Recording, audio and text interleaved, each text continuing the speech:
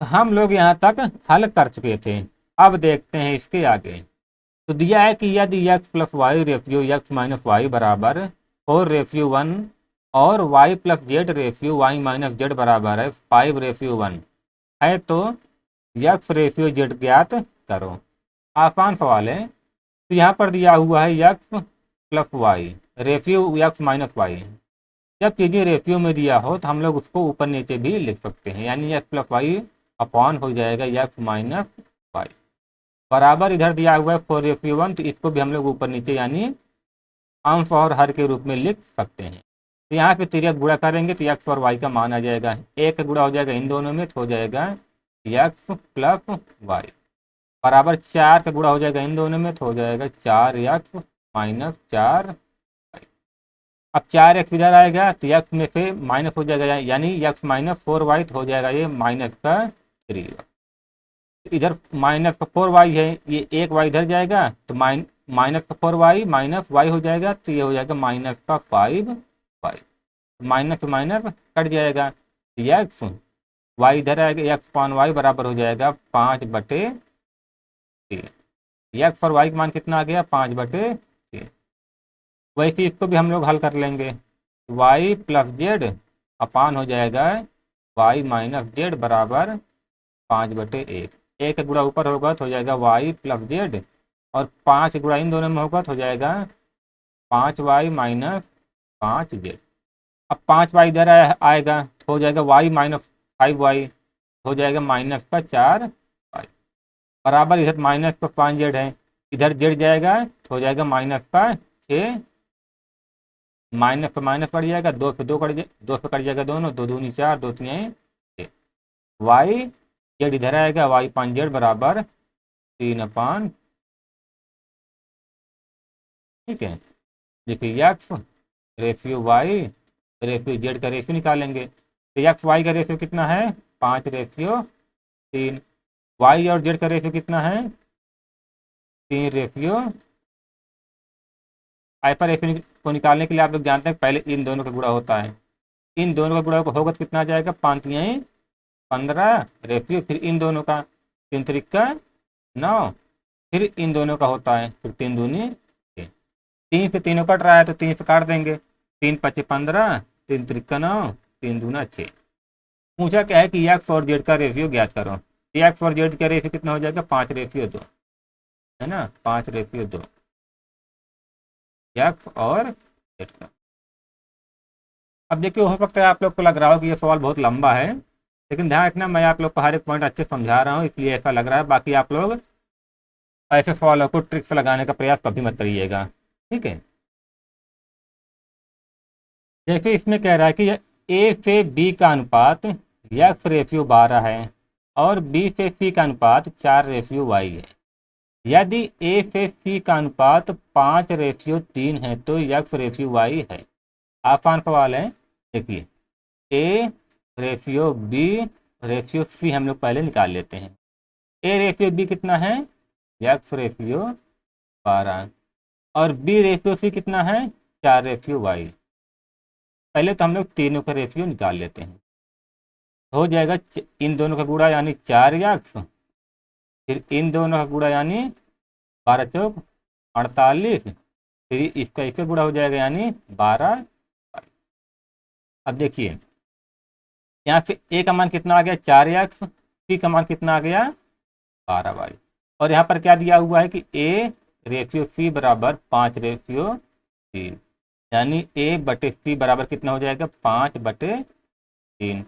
और पूछा है कि एक्स रेशियो वाई कितना है। ये बताइए ए का मान यहाँ पर कितना आया है 4x, यानी हम लोग ए का मान क्या लिख सकते हैं 4x है ना, बटे सी का मान कितना है 12y, तो हम लोग सी के स्थान पर लिख सकते हैं कि 12y बराबर हो जाएगा 5/3। 4 एकम 4 4 तिहाई 12 और 3 से ये 3 कट जाएगा, यहाँ से एक्स अपॉन वाई बराबर हो जाएगा 5/1, यानी एक्स रेशियो वाई बराबर हो जाएगा 5:। ठीक है, बहुत आसान सवाल था। अब देखिए अगर आप लोग ऐसे सवालों को लगाना सीख जाएंगे ना तो ऐसे सवालों को आप लोग बिना पेन चलाए 2 सेकंड में इसका उत्तर दे लेंगे। लेकिन उसके लिए पहले आप लोग को सीखना पड़ेगा कि ऐसे सवाल लगते कैसे हैं। जब एक बार आप लोग सीख लेंगे तो बिना पेन चलाए ही आप लोग इसका उत्तर दे लेंगे। देखिए, ए रेशियो बी बराबर सी रेशियो डी बराबर ई रेशियो एफ बराबर जी रेशियो एच बराबर है 1:3। ठीक है, यानी ए बटे बी बराबर सी बटे डी बराबर ई बटे एफ बराबर जी बटे बराबर है 1/। इसको कहने का मतलब है कि ए बराबर भी 1 हो जाएगा और सी बराबर भी 1 और ई बराबर भी 1 और जी बराबर भी 1 हो जाएगा और बी बराबर 3, डी बराबर 3, एफ बराबर 3 और एच बराबर भी 3 हो जाएगा। अब यहाँ दिया हुआ है P A plus Q C plus R E plus F. ध्यान देना, बस मैं आप लोग को समझाने के लिए ऐसा लिख रहा हूँ, बाकी आप लोग ना ऐसे सवालों को सिर्फ और सिर्फ बिना पेन बिना देखे बिना पेन चलाए सिर्फ 2 सेकंड के अंदर इसका उत्तर दे लेंगे। ठीक है, बटे क्या है पी बी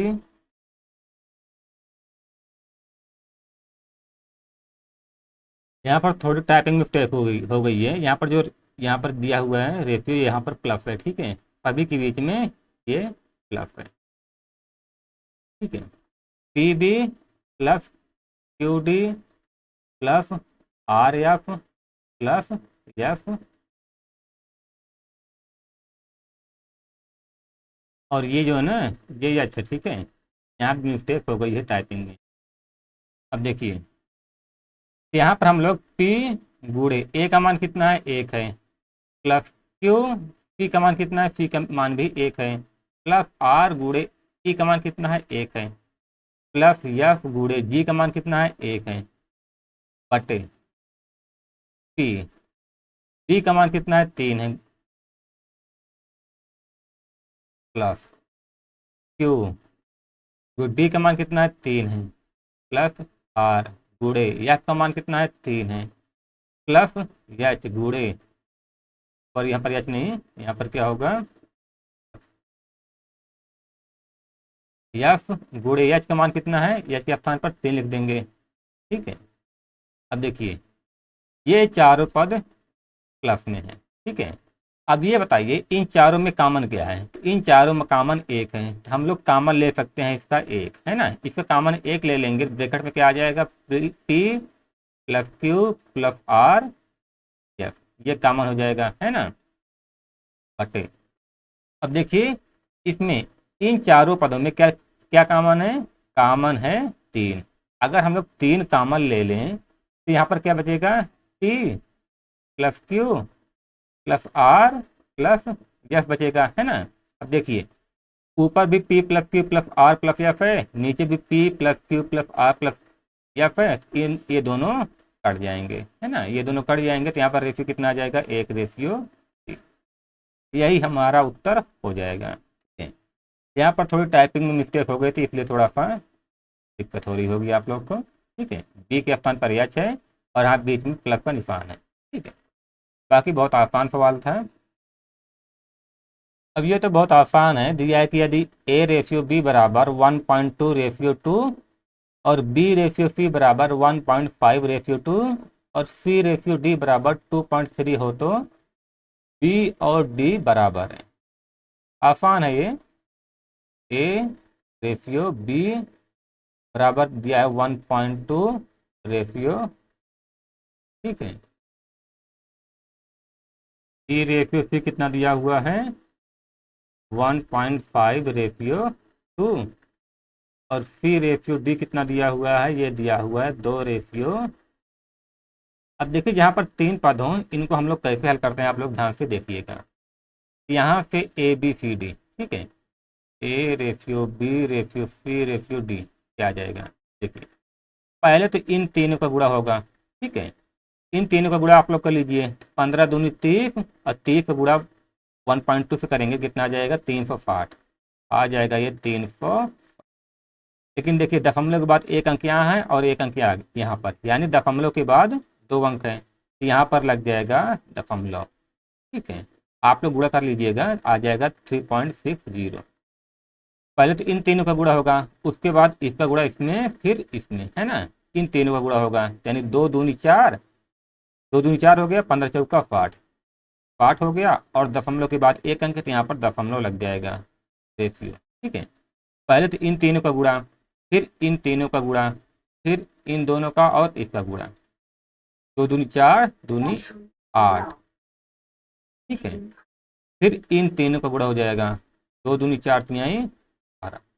आप लोगों को थोड़ा मैं साफ साफ लिख दूँ, 1.2 रेशियो 2, 1.5 रेशियो 2, 2 रेशियो 3। देखिए, पहले तो इन तीनों का गुणा होता है, ठीक है, फिर उसके बाद इन तीनों का गुणा होता है, फिर उसके बाद इन दोनों का, फिर इसका गुणा होता है, और उसके बाद इन तीनों का गुणा हो जाता है। ठीक है, अब यहाँ से ए बी सी डी का रेशियो आ गया 3.60 रेशियो 6.0 रेशियो 8 रेशियो 12।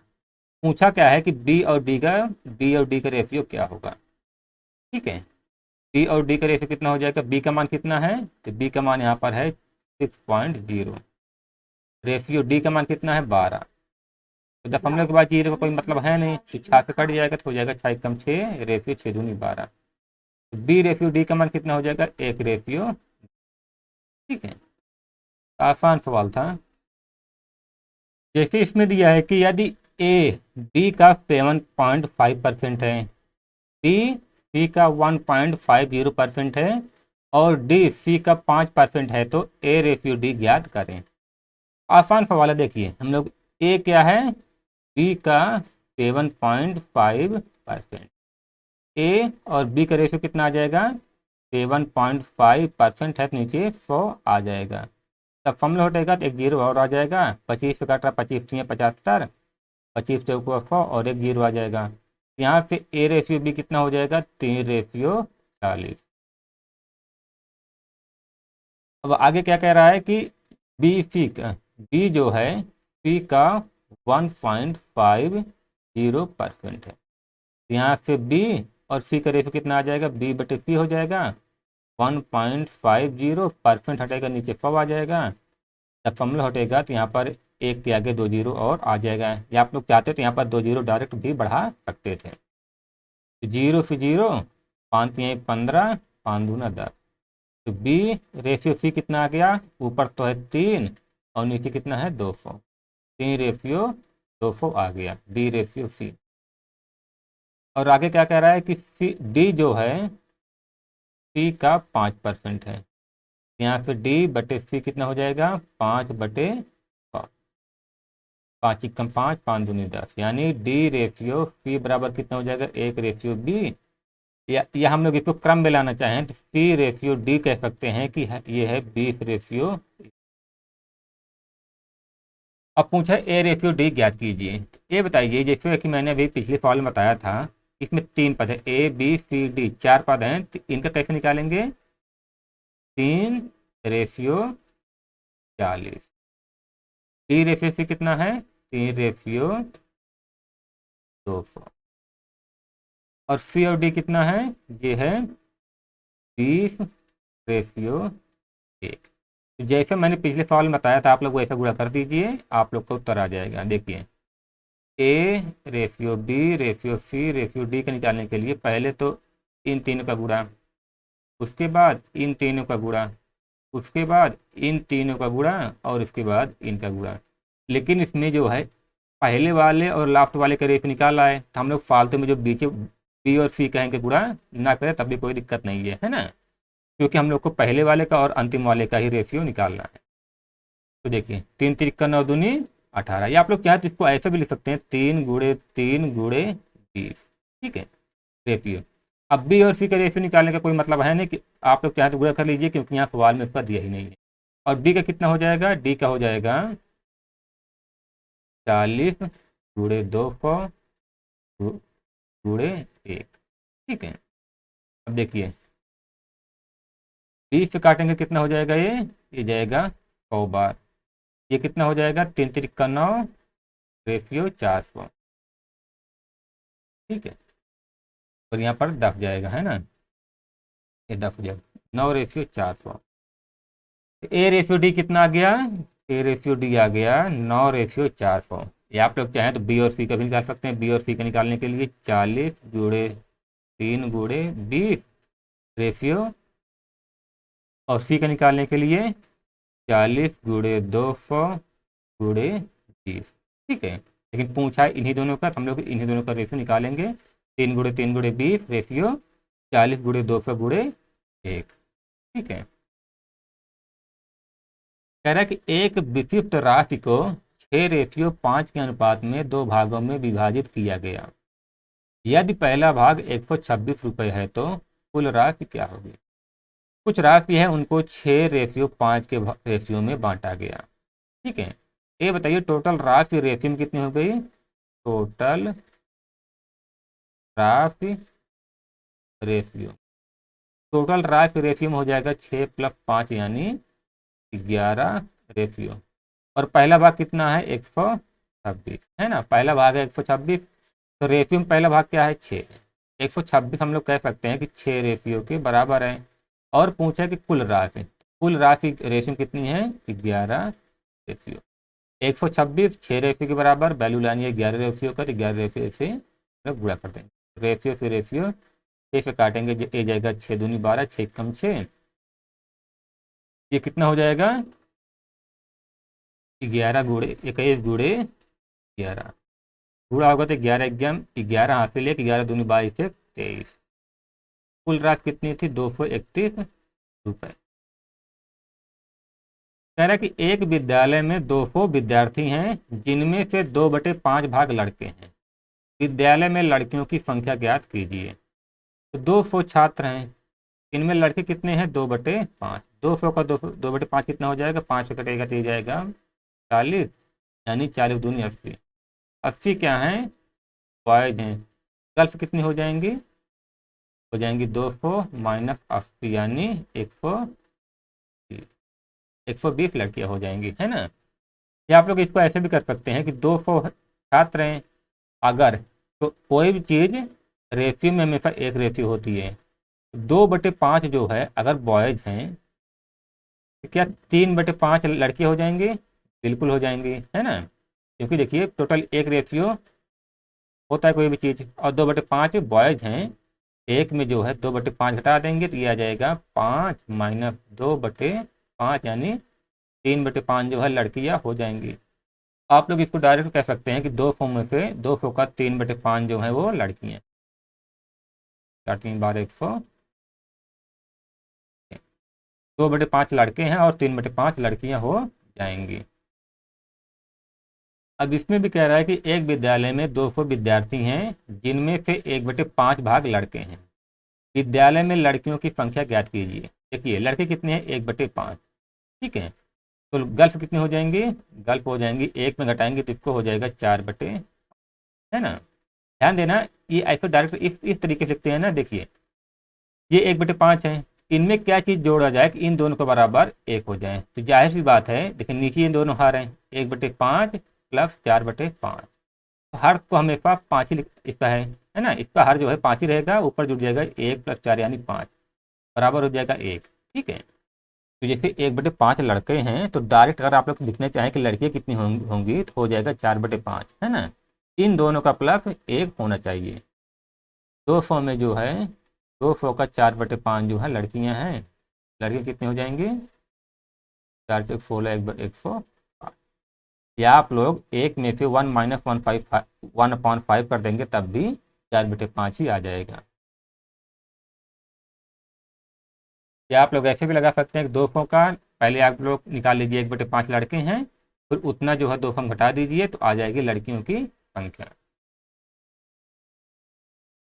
कह रहा है कि गणित प्रश्नोत्तरी में कक्षा 10 के 64 विद्यार्थियों ने भाग लिया। यदि लड़कियों की संख्या लड़कों की संख्या से 16 अधिक थी तो प्रश्नोत्तरी में भाग लेने वाले लड़कों की संख्या से छात्रों की कुल संख्या का अनुपात ज्ञात करें। ध्यान देना इसमें पूछा क्या है कि लड़कियों की संख्या और छात्रों की कुल संख्या का अनुपात। तो देखिए टोटल कितने छात्र हैं 64, और कह रहा है कि लड़कियों की संख्या यानी गर्ल्स की संख्या जो है लड़कों की संख्या से ये जो है 16 अधिक है ना, 16 अधिक है। अगर हम लोग बॉयज की संख्या यक्स माने, क्या गर्ल्स की संख्या यक्स प्लस 16 हो जाएगी? बिल्कुल हो जाएगी, है ना। बॉयज की यक्स है तो 16 अधिक है, यानी ये हो जाएगा यक्स प्लस 16। और इन दोनों का योग यानी यक्स प्लस 16 प्लस यक्स, ये लड़कियां हैं और ये लड़के हैं, इन दोनों का योग किसके बराबर हो जाएगा? 64 के। 2 यक्स, इधर जाके 16 माइनस होगा, कितना हो जाएगा? 48 हो जाएगा। यक्स बराबर कितना आ गया? 2 दूनी 4, 2 चौक 8, यक्स का मान आ गया 24। ये बताइए यक्स का मान 24 आ गया तो बॉयज कितने हैं?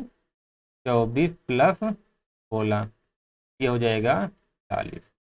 और लड़के कितने, सॉरी गर्ल्स कितनी है? 40, और लड़के कितने हैं? ये हो जाएंगे 24। पूछा क्या है कि लड़कों की संख्या से, है ना, लड़कों की संख्या यानी 24 से छात्रों की कुल संख्या का अनुपात। तो छात्रों की कुल संख्या कितनी है? 64 है ना। बस इन्हीं दोनों को काट देंगे, हम लोग का रेशियो आ जाएगा। तो 8 से दोनों कट रहा है तो 8, 8 से 24, 8 टाइम 64। ठीक है। तो लड़कों की संख्या से छात्रों की कुल संख्या का रेशियो कितना हो जाएगा? 3:8। कह रहा है कि एक दो अंकों की संख्या का उसके अंकों के योग से अनुपात जो है 7:1 है। यदि दहाई के स्थान का अंक उसके इकाई स्थान के अंक से एक अधिक है तो संख्या है। ध्यान देना, इस सवाल को अगर आप लोग विकल्प से लगाएंगे ना, ज़्यादा आसान पड़ेगा। इसको मैं आप लोग को बेसिक भी बता सकता हूँ, लेकिन मुझे मालूम है कि आप लोग को शुरुआत में वो समझने में काफ़ी दिक्कत होगी। इस सवाल को आप लोग थोड़ा सा दिमाग में बैठा लीजिए कि इसको हम लोग विकल्प से ही लगाएंगे। ठीक है। अब देखिए, जैसे सवाल में कहता जा रहा है विकल्प को लेकर वैसे ही आप लोग करते जाइए। तो लास्ट में दिया है कि दहाई के स्थान का अंक उसके इकाई स्थान के अंक से एक अधिक है। अब देखिए जो पहले विकल्प है इसमें भी दहाई का अंक इकाई से एक अधिक है, ये भी हो सकता है, लेकिन बी नहीं हो सकता। ऐसा इसलिए क्योंकि इसमें दहाई का अंक इकाई के अंक से एक अधिक नहीं है ना। और सी जो है ये भी, इसका भी दहाई का अंक इकाई से एक अधिक है, ये भी हो सकता है। और डी भी जो है दहाई का अंक इकाई के अंक से एक अधिक है, ये भी हो सकता है। सवाल में जो कह रहा है पहले आप लोग उसको करते जाइए। हम लोग इन्हीं 3 विकल्प को देखेंगे। ठीक है। करें एक दो अंकों की संख्या का, हम लोग मान लेते हैं एक मिनट के लिए कि विकल्प ए हमारा सही है। ठीक है। विकल्प ए को हम लोग एक बार सही मानते हैं, पहले चेक करते हैं कि विकल्प ए सही है कि नहीं है। करें एक दो अंकों की संख्या ये है, उसके अंकों को योग से, अंकों का योग कितना हो जाएगा? 6, 5, 11। अंकों के योग से अनुपात 7:1 है। एक दो अंकों की संख्या का उसके अंकों का योग, तो दो अंकों की संख्या 6, 5 हम लोगों ने माना है, इसका योग कितना हो जाएगा अंकों का? 6, 5, 11 इसका। जरा इन दोनों का अनुपात जो है 7:1 है। क्या इन दोनों का अनुपात 7:1 हो रहा है? बिल्कुल नहीं हो रहा है। ये वाला विकल्प भी कट जाएगा। और बी तो पहले ही कटा है क्योंकि दहाई के स्थान का अंक उसके इकाई के स्थान के अंक से एक से ज़्यादा है, इसलिए ये तो पहले ही कट जाएगा। अब हम लोग मानते हैं कि इसका मान लीजिए विकल्प बी सही है।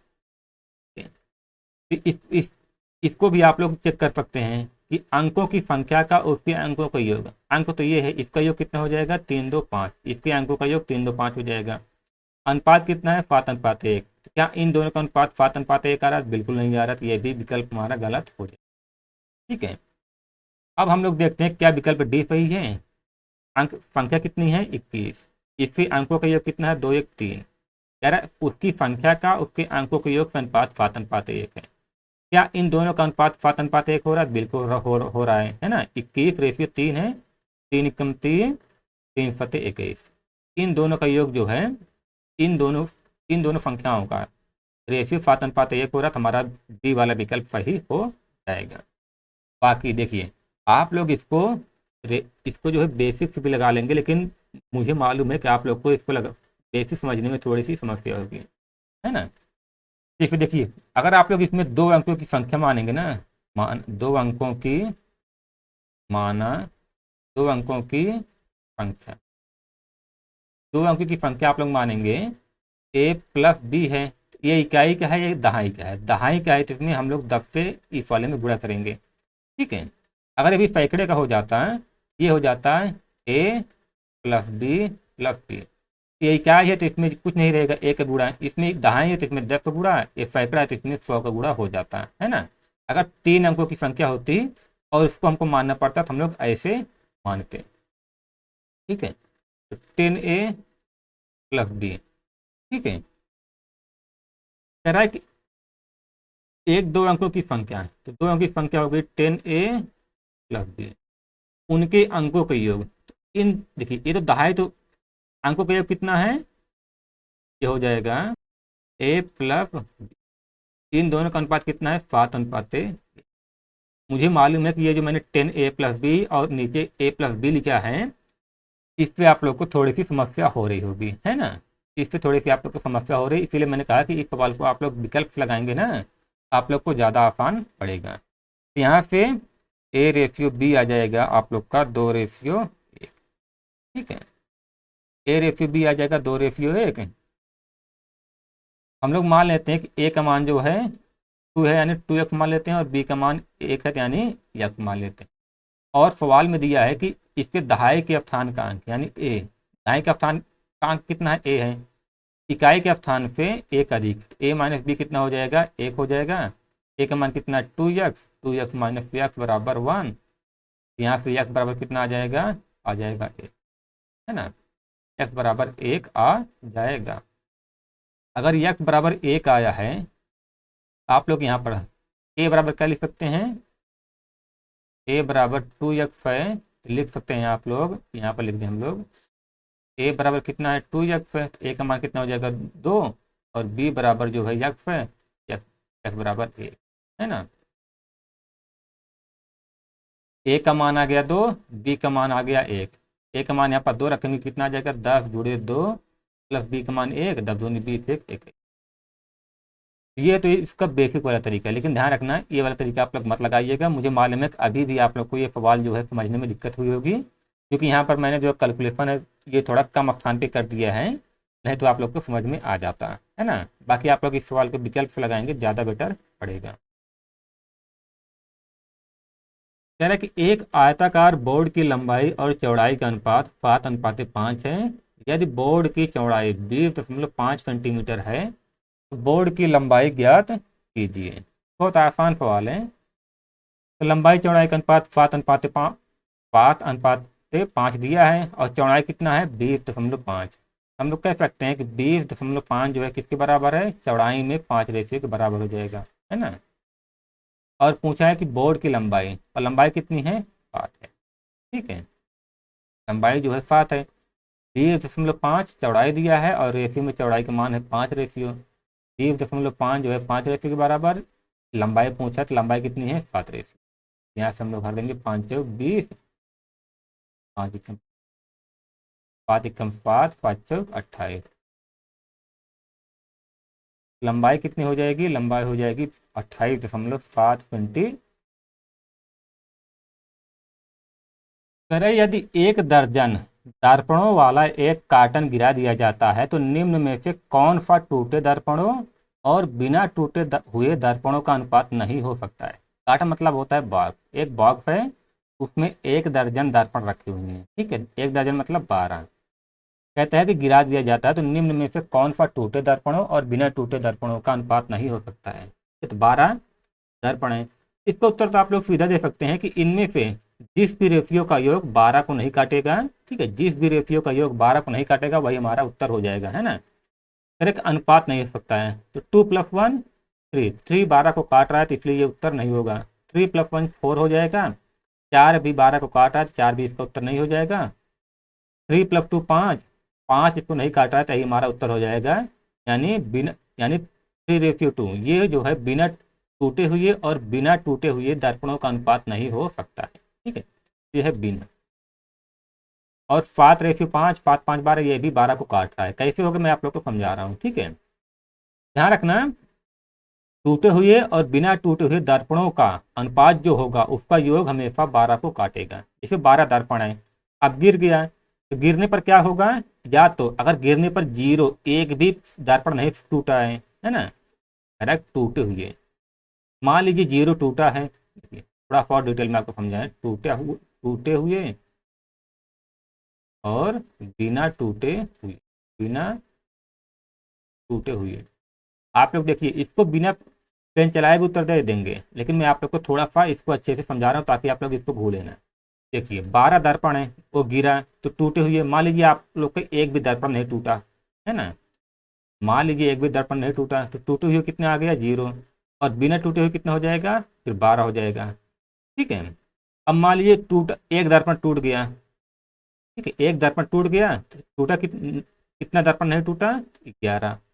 अब मान लीजिए दो दर्पण टूट गया, कितना दर्पण नहीं टूटा, 10। अब मान लीजिए तीन दर्पण टूट गया तो कितना नहीं टूटा, 9। अब मान लीजिए चार दर्पण टूट गया, कितना नहीं टूटा, ये हो जाएगा 8। अब मान लीजिए पांच दर्पण टूट गया, कितना नहीं टूटा, 7। अब मान लीजिए छह दर्पण टूट गया तो कितना नहीं टूटा, 6। अब 7 मान लीजिए टूट गया तो कितना नहीं टूटा, 6 सॉरी 5। अब मान लीजिए छः टूट सॉरी यहाँ पर 8, 8 टूट गया तो कितना नहीं टूटा, 4। अब देख रहे हैं कि इन सभी का टूटे हुए और बिना टूटे हुए सभी का योग जो है 12-12 हो रहा है। ठीक है, ये 3:9 है, 3:9 और काटेंगे, एक रेशियो 3 आ जाएगा। 9 3 12, ये भी 12 को काट रहा है, इसको रेशियो और सिंपल कर दिए तो 1:3 आ गया, तो ये भी 12 को काट रहा है ना। जैसे ये 4:8, 8 4 12, ये भी 12 को काट रहा है, आप लोग चाहें तो 4:8 जो है इसको काट देंगे, 4 एकम 4, 4 दूनिया 1:2 आ गया, तो इन दोनों का योग 3 हो रहा है, 3 भी 12 को काट रहा है। आप लोग ऐसे नीचे भी ऐसे कर सकते हैं। ठीक है, यानी विकल्प में जिसका योग 12 को काटेगा वो अनुपात हो जाएगा, और जो जिसका योग 12 को नहीं काटेगा तो वही अनुपात नहीं होगा। विकल्प सी जो है सही उत्तर होगा इसका। देखिए इस सवाल में जो है ना, किताब में ही टाइपिंग में मिस्टेक है। जैसे यहाँ पर दिया हुआ है कि रोगी, यदि रोगी के अनुपात में स्टाफ का अनुपात 1:6 है, या तो ये 6:1 होगा, या तो यहाँ पर स्टाफ अनुपात रोगी होगा। ठीक है, स्टाफ पहले आएगा और रोगी बाद में, तो यहाँ पर रोगी अनुपात स्टाफ में हम लोग कर देंगे 6:1। ठीक है, ये यहाँ पर मिस्टेक है। तरह एक नर्सिंग होम की 27 नर्सों में से एक ने इस्तीफा दे दिया, तो बची कितनी, 26। 26 नर्स बची। कह रोगी के अनुपात में स्टाफ का अनुपात जो है 6:1 है। ठीक है, यानी अगर 6 रोगी हैं उन पर जो है एक जो है स्टाफ है। ठीक है, 6 रोगियों पर एक स्टाफ है। ये बताइए टोटल स्टाफ कितना है, 26 स्टाफ है। ठीक है, और यहाँ पर देखिए साफ साफ दिख रहा है कि यदि रोगी और स्टाफ, इनका रेशियो कितना है, इनका रेशियो है 6:1। यानी अगर रोगी 6 हैं, रोगी अगर 6 यक्ष हैं, स्टाफ कितने हो जाएंगे, स्टाफ हो जाएंगे, ठीक है, रोगी 6 यक्ष हैं तो स्टाफ हो जाएंगे यक्ष। ये बताइए स्टाफ कितने हैं, 26 यक्ष, 26 नर्स स्टाफ हैं।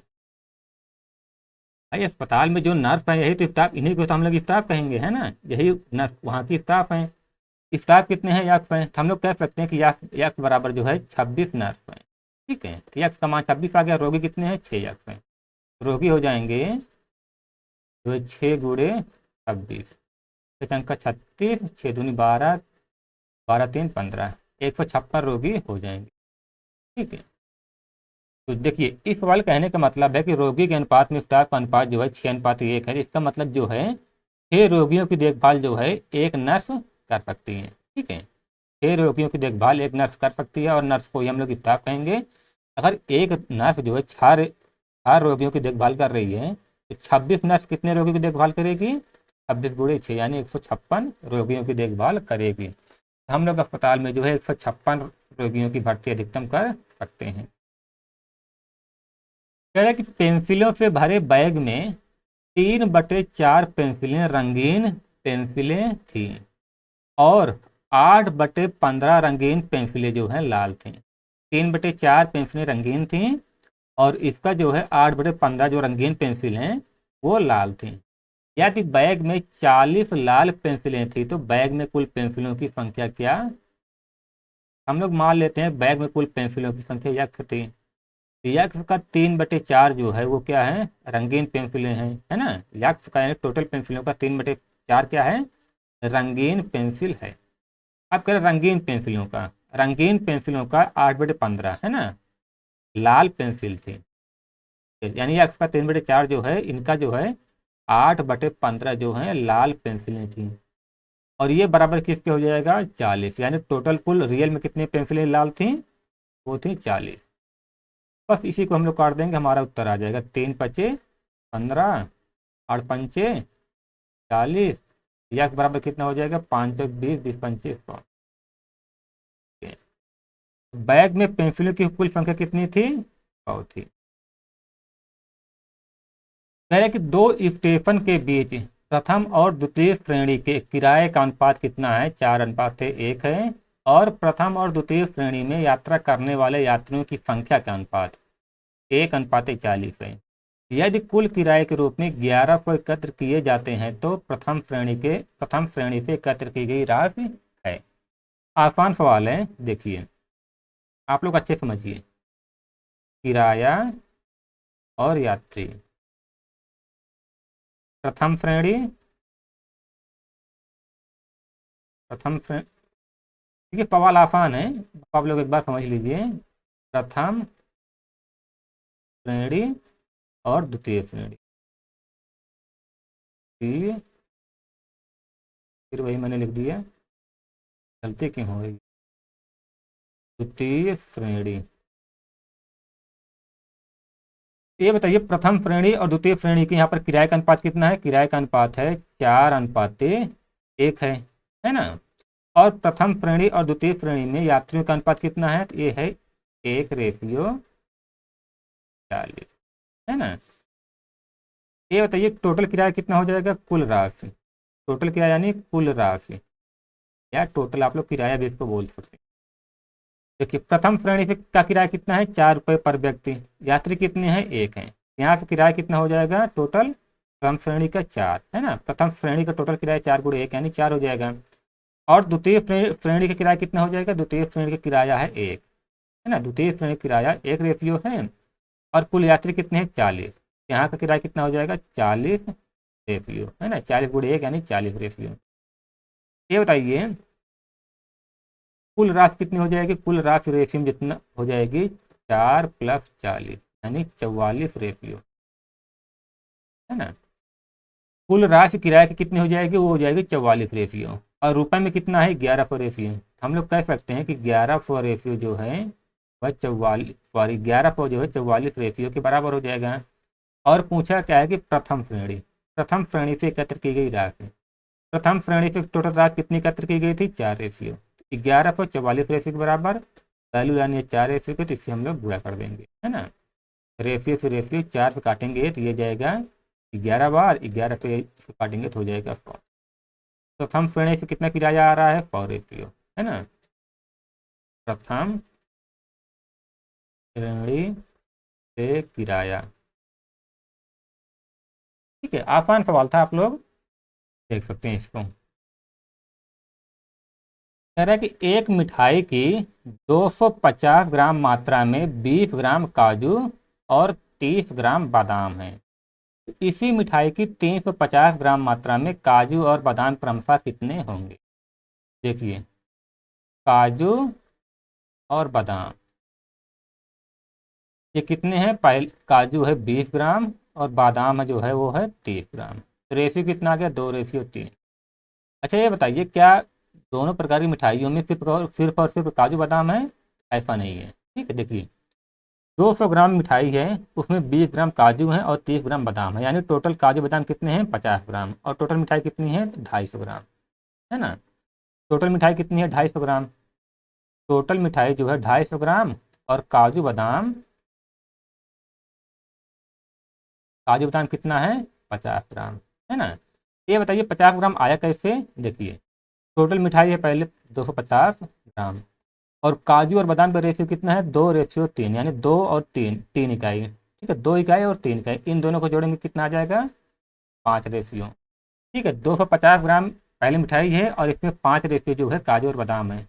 तो टोटल काजू बादाम इसमें कितना हो गया 5, 5 से हम लोग डिवाइड कर देंगे तो आ जाएगा 50 ग्राम है ना। तो 250 ग्राम मिठाई में 50 ग्राम काजू, 20 ग्राम काजू और 30 ग्राम बादाम है। हम लोग देख लिए हम लोगों ने कि ऐसे हम लोग इसको निकालेंगे, तो दूसरे वाले में भी हम लोग ऐसे ही निकाल लेंगे। ठीक है, ये तो मैंने जो ये बताया ये आप लोग को सिर्फ समझने के लिए बताया कि दूसरे वाले में भी हम लोग काजू और बादाम की टोटल मात्रा ऐसे ही निकालेंगे। तो दूसरे प्रकार की जो मिठाई है ये कितनी है, 350 ग्राम मिठाई है। लेकिन इसमें इसमें भी काजू और बादाम जो है वो किस रेशियो में रहेंगे, 2:3। लेकिन 350 ग्राम मिठाई में पहले हम लोग ये निकाल लेते हैं कि टोटल काजू और बादाम कितने हैं, क्योंकि ऐसा तो है नहीं कि 350 में सिर्फ और सिर्फ काजू और बादाम है ना। तो जैसे हम लोगों ने यहाँ पर निकाला था कि 250 ग्राम मिठाई थी और काजू और बादाम 2 और 3 5 रेशियो था, तो 250 में जो है 5 रेशियो से डिवाइड किए 50 ग्राम आ गया, है ना। यानी 50 ग्राम काजू और बादाम इसमें था।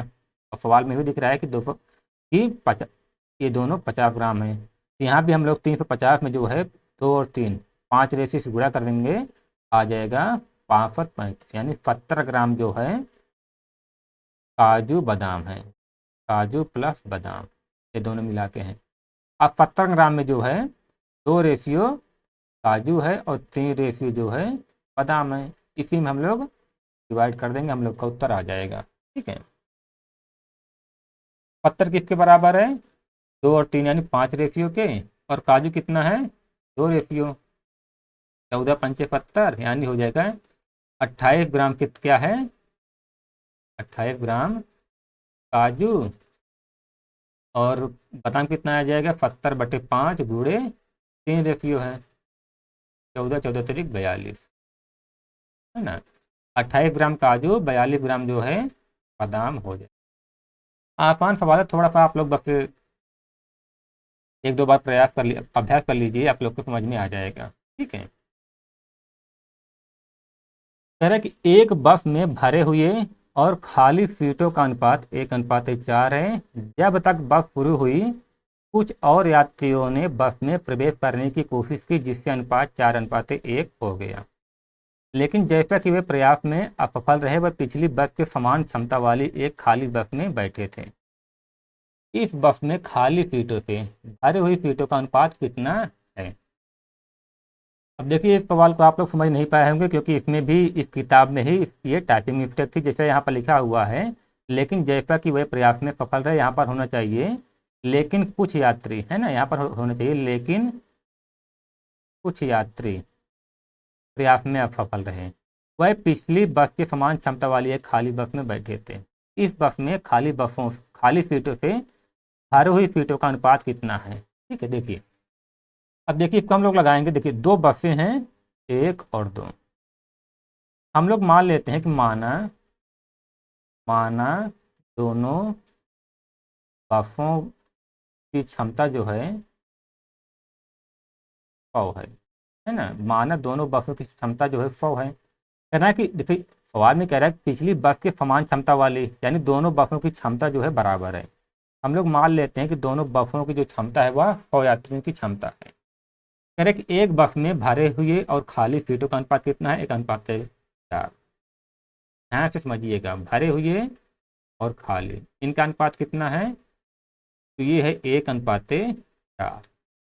ठीक है, तो टोटल क्षमता कितनी है, 100, और भरे कितने हैं, 1 और 4 अनुपात में। हम लोग निकाल लेते हैं कि कितने यात्री इसमें भरे हुए हैं और कितने खाली हैं। तो टोटल 100 सीट है, और 100 सीट यानी 1 और 4 यानी 5 रेशियो के बराबर है। भरी हुई का कितना है, 1 रेशियो, यानी 20 यात्री इसमें बैठे हैं और 80 यात्री इसमें जो है 80 सीट खाली है। ठीक है, 20 सीट भरी हुई है, 80 सीट खाली है। क्षमता कितनी है, 100 की, भरे हुए और खाली का रेशियो है 1:4। ठीक है, यानी 20 सीट जो है भरी हुई है, 80 सीट खाली है। अब कह रहा है कुछ और यात्रियों ने बस में प्रवेश करने की क्षमता कोशिश की, जिससे अनुपात जो है 4:1 हो। अब देखिए, कुछ और यात्रियों ने इसमें प्रवेश करने की कोशिश की, तो अनुपात जो है 4:1 हो गया, यानी अनुपात उल्टा हो गया। यानी जो है अब जो है 80 सीट भरी हुई है और 20 सीट जो है खाली है ना। अब 80 सीट भरी हुई है, 20 सीट खाली है, और इसका रेशियो 4 एक ही होगा, है ना। यही कह रहा है। ये बताइए, पहले 20 यात्री भरे थे, अब कितने यात्री भरे हैं, 80। कितने यात्री आए, 60 यात्री आए। 60 यात्री जो है 60 यात्री नए आए, है ना। 60 यात्री नए आए। ठीक है, अब आप लोग ये थोड़ा सा इस पर दिमाग लगाइए कि 60 यात्री जो आए होंगे वो दूसरी बस से ही आएंगे, है ना। दूसरी बस से ही आएंगे, और इसकी इसकी भी क्षमता 100 है। इसका इसका यानी 100 का जो है 60 यात्री तो यहाँ पर चले गए, यानी सीट कितनी खाली हो गई, 60 सीट खाली हो गई। और भरी कितनी है, 40। पूछा है कि खाली सीटों से भरी हुई सीटों का अनुपात कितना होगा, तो खाली सीट कितना है 60 और भरी कितना है 40, आ जाएगा 3:2। अब आप लोग इतना समझिए, यहाँ पर जो 60 यात्री पिछली बस से इसमें आए हैं, 60 यात्री इसमें आ गए थे, यानी इसका जो है दूसरी बस पे 60 सीट जो है खाली हो गई और भरी हुई सीट कितनी है 40, और इन्हीं दो का रेशियो पूछा है, तो आ जाएगा 3:2। देखिए हो सकता है आप लोग को एक बार में सवाल समझ में ना आ रही हो, लेकिन आप लोग इसको 2 से 3 बार अभ्यास करेंगे ना, आप लोग के समझ में आ जाएगा। ठीक है, और अर्थमेटिक जो होता है वो सिर्फ और सिर्फ समझने का खेला होता है बस। ठीक है, कह रहा है कि छात्रों की एक समूह में लड़कियों की संख्या लड़कों की संख्या का 3/4 है। यदि लड़कियों की संख्या का 2/3 और लड़कों का आधा हिस्सा आम का रस पसंद करता है, तो लड़कियों और लड़कों की कुल संख्या का कितना हिस्सा आम का रस पसंद करता है। आसान सवाल है, बस जैसे कहता जा रहा है आप लोग वैसा करते जाइए। तो गर्ल्स हैं और बॉयज हैं, हम लोग मान लेते हैं बॉयज की संख्या यक्स है। ठीक है, मान लेते हैं बॉयज की संख्या यक्स है। कह कि लड़कियों की संख्या लड़कों की संख्या का 3/4 हो जाएगी। लड़कों का यक्स माना तो लड़कियां कितनी हो जाएंगी, 3/4 यक्स। ये बताइए लड़के और लड़कियां टोटल कितने हो जाएंगे, ये हो जाएंगे 3x/4 प्लस यक्स, ये हो जाएगा 3x प्लस 4x बटे यानी 7x/4 टोटल हो जाएंगे बॉयज एंड गर्ल्स दोनों को मिलाकर, है ना। अब देखिए आगे कह रहा है कि लड़कियों की संख्या का 2/3 तो लड़कियां कितनी हैं, 3x/4 हैं, और इनका 2/3 जो है आम का रस पसंद करता है। 3x/4 का 2/3 कितना हो जाएगा, 2×2=4 और 3 से 3 कट जाएगा तो हो जाएगा x/2 आम को पसंद करने वाला, है ना, आम को पसंद करने वाला, यानी लड़कियों की संख्या का x/2 जो है आम पसंद कर रहा है। और कह रहा है लड़कों का आधा हिस्सा, तो लड़के कितने हैं यक्स, यक्स का आधा यानी x/2। ठीक है, लड़कों की संख्या का आधा यानी x/2 जो है आम को पसंद कर रहा है। कह रहा है लड़कों पसंद करता है, तो लड़कियों और लड़कों की कुल संख्या का कितना हिस्सा आम का रस पसंद कर रहे हैं, तो लड़के लड़की कितना टोटल 7x/4 हैं, और कितना पसंद कर रहे हैं, लड़कियां कर रही हैं x/2 और लड़के भी x/2। टोटल आम पसंद करने वाले कितने हो जाएंगे, लड़कियां x/2 और लड़के कितने हैं x/2 पसंद कर रहे हैं ना, लड़कियां x/2 पसंद कर रही हैं और लड़के भी x/2 पसंद कर रहे हैं। तो हर बराबर है, तो ऊपर x जुड़ जाएगा, 2x/2, 2 से 2 कट जाएगा यानी x, यानी टोटल इतने जो है लड़के लड़कियां आम का रस पसंद कर रहे हैं। ठीक है, लेकिन अब पूछा क्या है कि लड़कियों और लड़कों की कुल संख्या का कितना हिस्सा आम का रस पसंद कर रहा है ना। आम का रस जो है यक्स यक्स जो है आम का रस पसंद कर रहे हैं, लेकिन कितने में से, 7x/4 में से, है ना। दो लड़के और लड़कियों की संख्या टोटल कितनी है, 7x/4, और इसमें जो है यक्स जो है आम का रस पसंद कर रहे हैं, यक्स जो है आम का रस पसंद कर, लेकिन किसमें जो है 7x/4 में, ये हो जाएगा x/7x, ऊपर चला जाएगा 4 x जाएगा 4/7, यानी टोटल जो है 4/7 ये जो है आम को रस पसंद करता है। ठीक है, लड़कियों और लड़कों का 4/7 जो है आम का रस पसंद कर रहा। लैपटॉप को चार्जिंग पर लगाना भूल गया था, इसलिए शट डाउन हो गया था, लेकिन किस्मत अच्छी थी कि डेटा जहाँ पर था वहीं पर रहा, डिलीट नहीं हुआ। ठीक है, कह रहा है कि सचिन और सहवाग के पास कुल जो है 950 रुपये हैं। सहवाग से 250 रुपये लेने पर सचिन के पास उतनी ही राशि होगी जितनी सहवाग के पास पहले थी। उन राशियों का अनुपात ज्ञात कीजिए जो प्रारंभ में सहवाग और सचिन के पास थी। देखिए सचिन और सहवाग इनके पास कितनी राशि थी, 950। करे सहबाग से 250 रुपये लेने पर सचिन के पास, ठीक है, देखिए सचिन है, इन्होंने सहबाग से 250 रुपये ले लिए, ठीक है। कह रहा है सचिन के पास उतनी ही राशि जितनी होगी जितनी सहबाग के पास पहले थी। ये बराबर किसके हो जाएगा, सहबाग के, है ना। सचिन ने सहबाग से 250 रुपये ले लिया, तो सचिन की राशि जो है सहबाग की राशि के बराबर हो गई। यहाँ पे सचिन लिख सकते हैं, सचिन माइनस सहबाग बराबर लिख सकते हैं माइनस का 250। ध्यान देना, सवाल में कह रहा है कि सहबाग, देखिए सहबाग से 250 रुपये सचिन ने ले लिया, तो ये जो राशि है ये सहबाग की राशि के बराबर हो गई जो सहबाग के पास पहले थी। अब हम लोग इसको लिख सकते हैं, तो पक्षांतर किए सचिन माइनस सहबाग बराबर 250 इधर गया तो हो गया माइनस का 250, ठीक है। यहाँ से सचिन माइनस सहबाग ये बन गया समीकरण नंबर 2, और ये था समीकरण नंबर 1।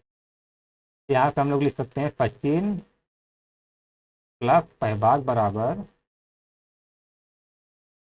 950 लिख सकते हैं, है ना। इसको हल करेंगे तो सहबाग सहबाग कट जाएगा, आ जाएगा 2 गुणे सचिन, और इधर आ जाएगा 950 में से 250 घटेगा कितना आ जाएगा, ये आ जाएगा 500 आ जाएगा। तो सचिन बराबर कितना हो जाएगा, सचिन बराबर हो जाएगा 500 को 2 से काटेंगे तो आ जाएगा 350। तो सचिन के पास कितनी राशि है, 350। ध्यान देना, सचिन के पास अगर 350 है तो टोटल राशि जो है 950 है ना। सचिन के पास अगर 350 है तो सहबाग के पास कितनी हो जाएंगी 950 माइनस 350 यानी 100, है ना। ऊंचाई सहबाग और सचिन के पास थी, इनका अनुपात क्या करना है। पहले सहबाग के पास कितनी है, 600 है, और सचिन के पास कितनी है 350। इन्हीं दोनों का हम लोग को रेफी ज्ञात करना है। 0 से 0, 5 से काटेंगे तो 5 एकदम 5, 5 दूनी 10, 5 7 35, यानी सहबाग और सचिन के पास 12:7 के अनुपात में धन है, ठीक है। कह रहा है कि दो उत्पादों ए और बी के स्टॉक में शुरू में कुल स्टॉक का 80% उत्पाद ए था।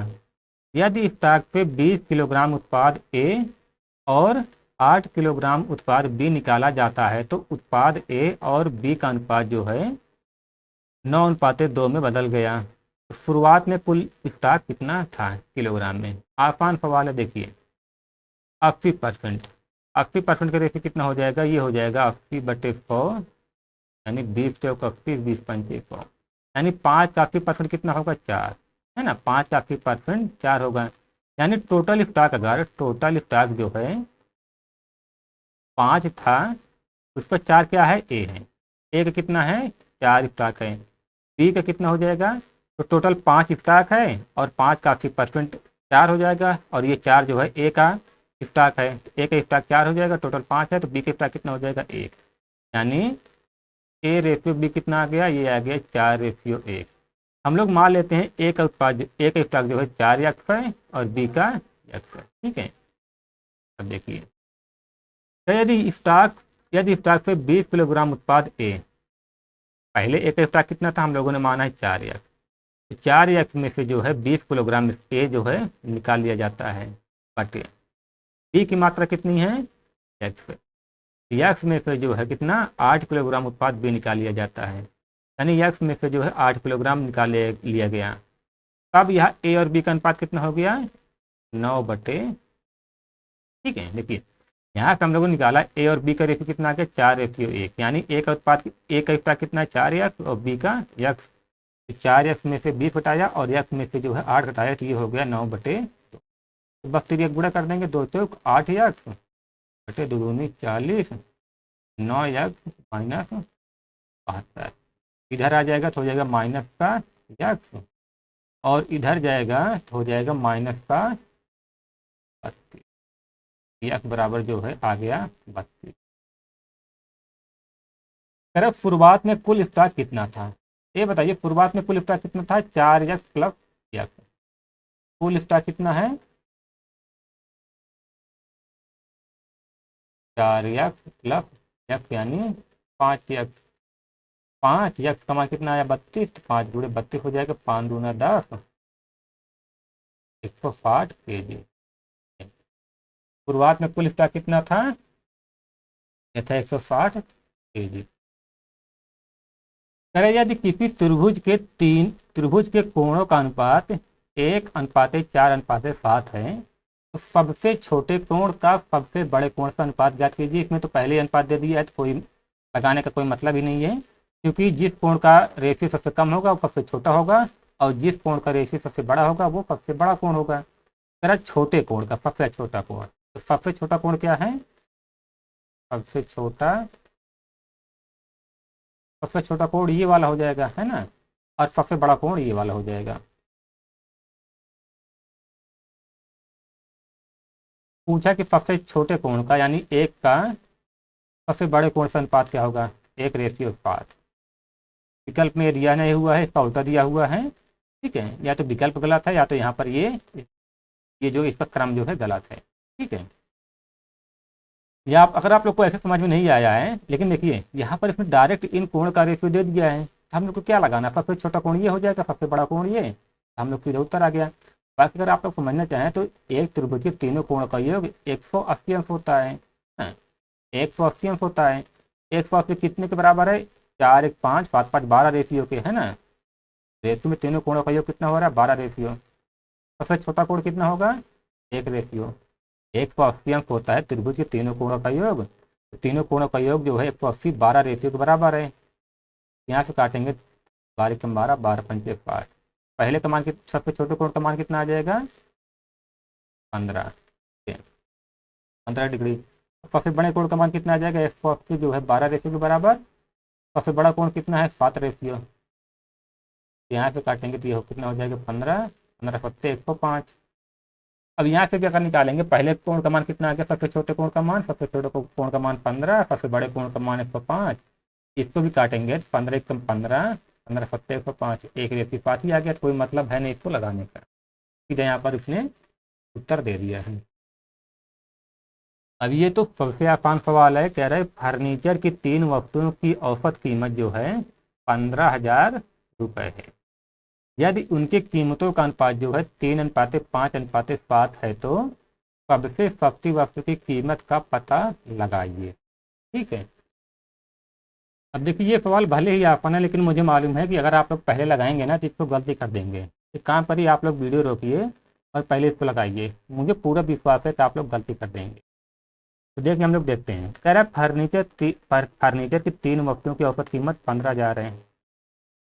आप लोग ध्यान दीजिए, जो 15,000 है ना, ये जो है 3 वस्तुओं की औसत कीमत है। 3 वस्तुओं की औसत कीमत, औसत कीमत है। औसत कीमत का मतलब है कि एक वस्तु है, 2 वस्तु है, 3 वस्तु है। तो तीनों वस्तुओं का जब औसत निकाला गया, पहले वस्तु का भी 15,000 आ गया, दूसरे वस्तु का भी 15,000 आ गया, और तीसरी का भी 15,000 आ गया। ठीक है, ध्यान देना, ये 15,000 जो है ना, तीनों का औसत कीमत है। तो टोटल कीमत कितनी हो जाएगी, टोटल कीमत जो हो जाएगी वो हो जाएगा 15,000 जुड़े 3। ठीक है, औसत कीमत का मतलब होता है कि एक वस्तु की कीमत जो है 15,000 है, तो तीनों वस्तु की कितनी हो जाएगी, 15 3 45,000। ठीक है, आप लोग इस शब्द का यहाँ पर ध्यान में रखिएगा, जब आप लोग औसत में जाएंगे तो वहाँ पर समझ में आ जाएगा। बस अब आ जाएगा आप लोग को। तो कह रहा है उनकी कीमतों का अनुपात 3:5:7 है, यानी 45,000 जो है किसके बराबर हो जाएगा, 5 5 12 3 15, 15 रेशियो के बराबर हो जाएगा। तो कह रहा है कि सबसे सस्ती वस्तु की कीमत बताइए। सबसे सस्ती वस्तु कौन सी है, ये 3 रेशियो। तो 45,000 15 रेशियो के बराबर, वैल्यू लाना 3 रेशियो का, तो हम लोग इससे गुणा कर देंगे। 3 5 15, 5 से काटेंगे जाएगा 9 बार, यानी 9,000। सबसे सस्ती वस्तु की कीमत कितनी आ गई, 9,000 रुपये। ठीक है, देखिए आपने तीनों वस्तु की कीमत, टोटल कीमत निकाली 45,000, लेकिन सबसे सस्ती वस्तु की कीमत 9,000 आ गई। आप इस पर रेशो निकालेंगे और इस पर रेशो निकालेंगे, इसका मान तो 9,000 आ गया, और जो इसका मान आएगा उसको भी निकालिएगा, जो इसका मान आएगा उसको भी निकालिएगा। आप लोग तीनों को जोड़ेंगे ना, तो वो भी 45,000 के बराबर ही होगा। आप लोग निकाल के चेक कर लीजिएगा। कि ये 15,000 जो है औसत कीमत है, लेकिन रियल कीमत जो है सबसे सस्ती की 9,000 है, और इसकी अलग होगी, इसकी अलग होगी। ठीक है, रियल में तो कीमत अलग अलग होगी, लेकिन औसत में जो है ये बराबर हो जाएगा। अरे ए बी और सी आपस में 3:5:7 के अनुपात में नकद पुरस्कार बांटते हैं। यदि सी को 49,000 रुपये मिलते हैं तो ए और बी दोनों को मिलाकर प्राप्त कुल राशि ज्ञात कीजिए। सी को कितना मिला? 49,000। और रेशियो में सी को कितना मिल रहा है? 7 रेशियो। हम लोग कह सकते हैं कि 49,000 जो है 7 रेशियो के बराबर हो जाएगा। और पूछा ए और बी दोनों को मिलाकर प्राप्त कुल राशि। ये बताइए ए और बी को मिलाकर कितने मिल रहा है? 5 3 8 रेशियो। 8 रेशियो से हम लोग गुणा कर देंगे। 5 पते 49, 8 पर 56, ये हो जाएगा 56,000। ए और बी का कितना मिल रहा है? ए प्लस बी को 56,000 है। कह रहा है कि मशीन का एक धात्विक पुर्जा तांबा, जिंक और लेड के 13:6:1 के अनुपात के मिश्रण से बना है। यदि इस पुर्जे में जिंक जो है 90 किलोग्राम है, तो इस पुर्जे का कुल भार कितना होगा? ठीक है, तांबा है, जिंक है और लेड है। इन तीनों के वजन का अनुपात कितना है? 13:6:1। ये बताइए रेशियो में टोटल कितना हो जाएगा? 6:1:7, 13:7, 20, यानी 20 रेशियो टोटल इनका वजन हो जाएगा। और अगर आप जिंक कितना है? जिंक जो है 90 किलोग्राम है। जिंक रेशियो में कितना है? 6। यानी हम लोग कह सकते हैं कि 90 जो है, जिंक जो है 90 किलो है, वह रेशियो में किसके बराबर हो जाएगा? 6 रेशियो के। और पूछा है पुर्जे का कुल भार। पुर्जे का कुल भार जो है इन तीनों रेशियो को हम लोग जोड़ देंगे, है ना, क्योंकि ये अलग अलग भार हैं। टोटल भार कितना है? 20 रेशियो। 90 6 रेशियो के बराबर, और 20 रेशियो का मान लाना, जिससे हम लोग गुणा कर देंगे। ठीक है, 6 से काटेंगे तो 6 कम 6, 56, 30, 15 दूनी 30, यानी 30 kg जो है पुर्जे का कुल भार हो जाएगा। ठीक है, और मुझे नहीं लगता कि इस वाले सवाल को आप लोग को बताने की जरूरत पड़ेगी, है ना। 11 62 को ए बी और सी में 35:28:20 के अनुपात में बांटना है। 11 जो है इन तीनों को जोड़ने के बाद इसके बराबर हो जाएगा, और ए का निकालने के लिए फिर 35 से गुणा, बी का निकालने के लिए 28 से गुणा, और सी का निकालने के लिए 20 से गुणा करना पड़ेगा। आप लोग निकालिएगा, इसका विकल्प जो है बी वाला यही सही हो जाएगा। और ये सवाल भी एकदम आसान है। कह रहा है कि कुछ फलों को ए बी सी और डी में 3:4:5:7 के अनुपात में बांटा गया। यदि ए को 192 मिले तो बी और सी को कितने मिले? देखिए, ए को कितना मिला है? 192। रियल में ए को 192 मिला, लेकिन रेशियो में ए को कितने मिल रहा है? रेशियो में ए को 3 रेशियो मिल रहा है ना। हम लोग कह सकते हैं कि 192 जो है 3 रेशियो के बराबर है। और पूछा क्या है कि बी और सी को कितना मिला? ये बताइए, बी और सी को कितना मिल रहा है? कितना रेशियो में? 5:4:9 रेशियो बराबर हो जाएगा ये बी प्लस सी का, है ना। 192 3 रेशियो के बराबर, और वैल्यू लानी है 9 रेशियो की, तो 9 रेशियो से गुणा कर देंगे। 3 हो जाएगा, गुणा कर देंगे। 3 दूनी 6, 3 9 27, 3 कम 3 2 5, यानी 576। ये हो जाएगा बी प्लस सी को मिलने वाले फल। ठीक है, ये सवाल भी एकदम आसान है। कह रहा है कि एक पिता अपने बेटों रामू, फामू और धामू ने अपनी धनराशि क्रमशः 7:5:9 के अनुपात में बांटता है। यदि धामू को मिली राशि फामू से 120 अधिक है, तो रामू को मिली राशि कितनी है? बहुत आसान सवाल है। 3 व्यक्ति हैं, रामू, फामू और धामू। इनमें धनराशि का बंटवारा किस किस रेशियो में होता है? तो रामू को मिलते हैं 7 रेशियो, फामू को मिलता है 5 रेशियो, और धामू को मिलता है 9 रेशियो। कह रहा है कि धामू को मिली राशि फामू से 120 अधिक है। धामू को जो राशि मिल रही है वह फामू से जो है 120 अधिक मिल रही है। ठीक है, यानी हम लोग कह सकते हैं कि फामू माइनस फामू बराबर क्या हो जाएगा? ये हो जाएगा 120। ये बताइए, रुपए में तो धामू को फ्यामू से 120 अधिक मिल रहा है, लेकिन रेशियो में देखिए धामू को फामू से कितना रेशियो अधिक मिल रहा है? 4 रेशियो अधिक मिल रहा है ना।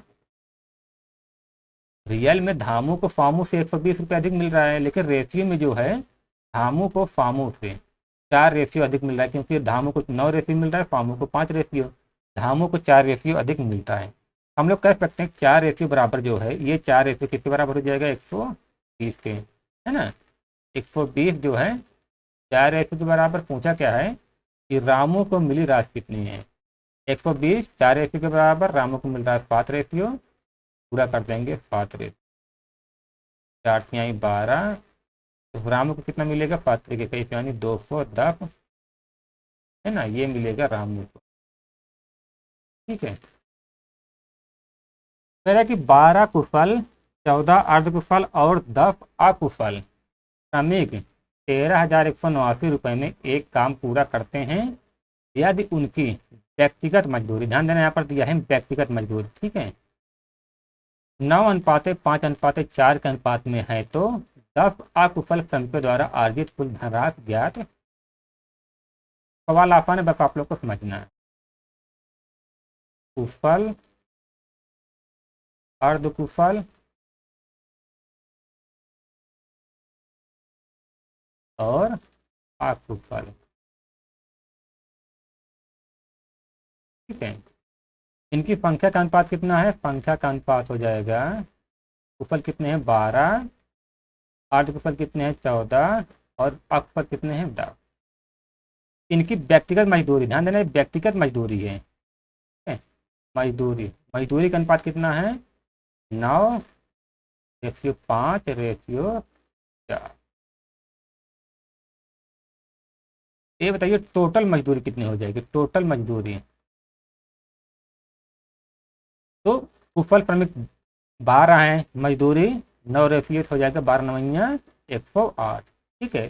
कुशल की मजदूरी कितनी हो जाएगी? 108 रेफियो। और अर्धकुशल की कितनी हो जाएगी? 14×5 = 70 रेफियो। और वैसे ही अकुशल की मजदूरी हो जाएगी 10×40 रेफियो। आप लोग चाहे तो इनको आगे और भी हल कर सकते हैं, क्योंकि ये सभी जो है 2 से कट रहे हैं, है ना। 2×5 = 10, या आप लोग चाहे तो नहीं भी काटेंगे तभी कोई दिक्कत नहीं है ना, हम लोग इसको नहीं काटते हैं। देखिए टोटल मजदूरी आ गया, कुशल का 108, अर्धकुशल का 70 और अकुशल का 40, ठीक है। और कह रहा है कि कुल मिलाकर 13,189 रुपये में काम करते हैं, 13,189 रुपये में कार्य करते हैं। टोटल इन सभी को मजदूरी कितनी मिलती है? 13,189, लेकिन रेशियो में इन तीनों को मजदूरी कितनी मिल रही है? 108 रेशियो, 70 रेशियो और 40 रेशियो। इसको आप लोग जोड़ेंगे ना, ये आ जाएगा 218 रेशियो, यानी 13,189 रुपये जो है वह किसके बराबर हो जाएगा? 118 रेशियो के, ठीक है। अरे भाई टोटल उनको मजदूरी मिल रही है रियल में 13,189, लेकिन रेशियो में इन सभी को मजदूरी मिल रही है 108, 70 और 40, यानी 218 रेशियो, यानी 13,189 जो है 118 रेशियो के बराबर हो जाएगा। और पूछा क्या है कि 10 अकुशल श्रमिकों द्वारा अर्जित कुल धनराशि। ये बताइए 10 अकुशल श्रमिक कितना अर्जित कर रहे हैं? 40 रेशियो, तो गुणा कर देंगे 40 रेशियो, ठीक है। इसको आप लोग कैलकुलेट कर लीजिएगा। आप लोग का जो उत्तर मैं आप लोग को बता दे रहा हूँ वो हो जाएगा आप लोग का जो है 2,420 रुपये, ठीक है। 2,420 रुपये आप लोग का उत्तर हो जाएगा, आप लोग इसको कैलकुलेट कर लीजिएगा, ठीक है। कह रहा है कि एक नाटक में दर्शकों से पहले दिन 15 रुपये, दूसरे दिन 5.50 और तीसरे दिन 2.50 रुपये लिए गए। तीनों दिनों में उपस्थित क्रमशः 2 रेशियो 5 रेशियो 13 के अनुपात में थी। तो प्रति व्यक्ति औसत टिकट लागत क्या थी? औसत टिकट लागत निकालने के लिए आप लोग निकाल लीजिए कि टोटल कितना रुपए कमा रहा है तीनों दिनों में, और तीनों दिनों में कितने लोग आ रहे हैं, ठीक है। ये बताइए पहले दिन टिकट की कीमत कितनी है? 15, और लोग कितने आ रहे हैं? 2। तो पहले दिन कितना कमा रहा है वो? 15 × 2 हो जाएगा, प्लस दूसरे दिन कितने टिकट कीमत है? 5.50 गुणे दूसरे दिन कितने लोग आ रहे हैं 5, दूसरे दिन कितना कमा रहा है 7.50 गुणे 5 हो जाएगा, है ना, प्लस तीसरे दिन टिकट की कीमत कितनी है 2.50, और तीसरे दिन कितने लोग आ रहे हैं 13 लोग आ रहे हैं। ये बताइए, ये ऊपर इन तीनों को जोड़ेंगे तो ये क्या हो जाएगा, ये हो जाएगा तीनों दिनों में उसने जितने रुपए कमाया है उसके बराबर ये उतने रुपए हो जाएगा। लेकिन औसत निकालने के लिए, है ना, औसत निकालने के लिए तीनों दिनों में जितने लोग आए उससे हम लोग डिवाइड कर देंगे। तो तीनों दिन में कितने लोग आए हैं 13 5 18 तो 20, है ना, 20 लोग आए हैं, तो टोटल रुपये हो जाएगा 15 दूनी 30 प्लस ये हो जाएगा प्लस 500, 5 पचम 25, 5 पच 35, 36 से 35, 35.50 प्लस 13 13 पचे 65, 13 दूनी 26 से 32। ठीक है, इतना टोटल रुपये कमा रहा है, लोग कितने आ रहे हैं 20, इन तीनों को जोड़ेंगे तो आ जाएगा 100/20, यानी प्रति व्यक्ति ऑफर टिकट की लागत कितनी थी 5। ठीक है, अब देखिए हो सकता है आप लोग को थोड़ा समझने में इसको दिक्कत हुई हो, मैं आप लोग को थोड़ा एक एग्जाम्पल से इसको समझा दे रहा हूँ। देखिए देखिए ऊपर ये क्या आया है, ऊपर टोटल रुपये आया है, और नीचे क्या है जितने व्यक्ति हैं, तो टोटल रुपये में जितने व्यक्ति उससे भाग देंगे तो प्रति व्यक्ति औसत कीमत आ जाएगी, है ना। पहले दिन 15 गुणे 2, दूसरे दिन 7.5 गुणे 5 हो जाएगा। देखिए मान लीजिए कोई कोई व्यक्ति किसी भी चीज़ से 100 रुपये कमा रहा है, ठीक है, 100 रुपये कमा रहा है, और उसके पास ग्राहक जो है वो कितने आ रहे हैं, ग्राहक जो है 5 ग्राहक आ रहे हैं। अगर ये कह दे कि भैया प्रति व्यक्ति औसत कीमत कितनी है, 100 रुपये कमा रहा है और 5 लोग आ रहे हैं, तो 100 में 5 डिवाइड करेंगे ना, आ जाएगा 20, है ना। प्रति व्यक्ति औसत कीमत कितनी हो जाएगी 20 रुपये हो जाएगी, है ना, यानी टोटल कीमत में लोगों की संख्या से भाग दे देंगे ना, वो आ जाएगी प्रति व्यक्ति औसत कीमत। ठीक है, जैसे मान लीजिए टिकट से ही टोटल वह 100 रुपये कमा रहा है ना, टिकट से ही टोटल 100 रुपये कमा रहा है और 5 लोग आ रहे हैं, तो प्रति व्यक्ति औसत कीमत कितनी हो जाएगी 100 में 5 से भाग दे देंगे। ठीक है, उम्मीद है अब आप लोग इसको समझ पाए होंगे। तो कह रहे हैं कि दो स्थानों के बीच रेल, बस और हवाई किराए का अनुपात क्रमशः 5:8:12 है। उनके बीच यात्रा करने वाले यात्रियों की संख्या का अनुपात 3:4:5 है, और एक यात्रा हेतु परिवहन के इन साधनों के लिए एक दिन में एकत्रित कुल किराया 1,07,000 रुपये है। हवाई यात्रियों से एकत्र किया गया कुल किराया ज्ञात कीजिए। बहुत आसान सवाल है, बस थोड़ा सा इसमें कैलकुलेशन है। देखिए 3 चीज़ें हैं, रेल है, बस है और हवाई जहाज। ठीक है, तो किराया कितना है, किराया का अनुपात जो है वह है 5:8:12। ये बताइए यात्रियों की संख्या का अनुपात कितना है, यात्रियों की संख्या का अनुपात है, यानी रेल पे जो है 3 व्यक्ति जा रहे हैं, तो बस पे 4 व्यक्ति जाएंगे, तो हवाई जहाज पे 5 व्यक्ति जाएंगे। ये बताइए टोटल किराया, टोटल किराए का रेशियो क्या हो जाएगा, टोटल किराए का रेशियो आ जाएगा, अगर रेल का किराया 5 रुपये प्रति व्यक्ति है, तो टोटल, और व्यक्ति जा रहे हैं 3, तो किराया कितना हो जाएगा 5 या 15, टोटल किराया हो जाएगा रेल पे 15 रेशियो।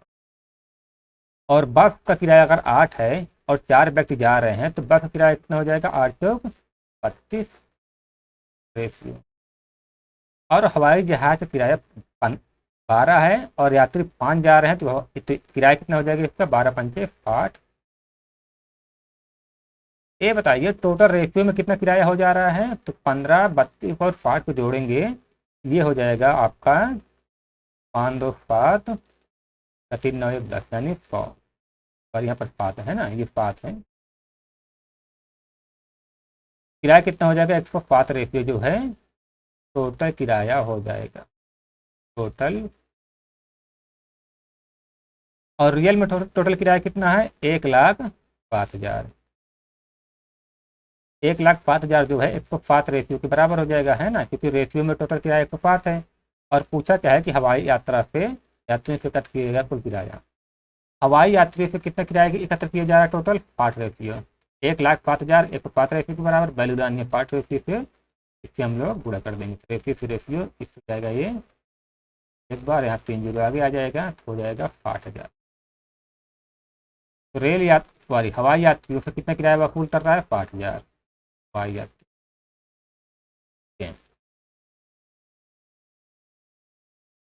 ये बहुत आसान सवाल है। 3 मित्र अमर, अकबर और एंथोनी के बीच चॉकलेट का एक पैक क्रमशः 3:4:5 के अनुपात में बांटा गया। यदि अकबर को, ठीक है, अकबर को अमर के अपेक्षा 50 चॉकलेट अधिक मिलते हैं, अकबर को अमर के अपेक्षा जो है 50 चॉकलेट अधिक मिलते हैं, तो एंथोनी को कितने चॉकलेट मिले? अकबर को अमर से 50 चॉकलेट अधिक मिल रहा है, लेकिन रेशियो में कितना अधिक मिल रहा है? 1 रेशियो अधिक, है ना। रेशियो में अकबर को अमर से 1 रेशियो अधिक मिल रहा है। हम लोग कह सकते हैं कि 50 चॉकलेट जो है 1 रेशियो के बराबर है। पूछा है कि एंथोनी को कितना चॉकलेट प्राप्त हुआ? एंथोनी को मिल रहा है 5 रेशियो चॉकलेट, पूरा कर देंगे 5 रेशियो से, है ना। ये हो जाएगा 5×5=25 यानी 250 चॉकलेट जो है एंथोनी को मिलेंगी, है ना।